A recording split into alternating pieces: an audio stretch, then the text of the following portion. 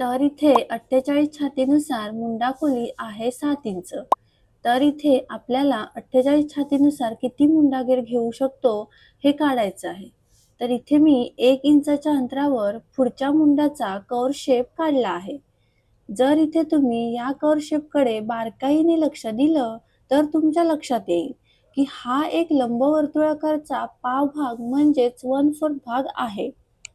त्याचे बाकीचे 3 भाग जॉईन केले तर आपल्याला पूर्ण लंबवर्तुळाकार मिळतो, ज्याला इंग्लिशमध्ये आपण इलिप्स बोलतो. हाच वर्तुळाकारचा शेप जवळपास आपल्याला मुंडागेरच्या गोलाकार शेप सारखा असतो. तर इथे लंबवर्तुळाचा घेर मोजण्यासाठी एक गणिती सिद्धांत वापरावा लागेल. त्याचा फॉर्म्युला हा मी इथे दिला आहे. हा फॉर्म्युला खूपच किचकट आहे आणि कठीण आहे, पण मी इथे तुम्हाला खूप सोप्या पद्धतीने सांगणार आहे. तुम्हाला यासाठी हा फॉर्म्युला बघायची आणि समजून घेण्याची गरज नाही. तुम्हाला बेसिक माहिती हवी यासाठी फॉर्म्युला मी इथे दाखवला आहे.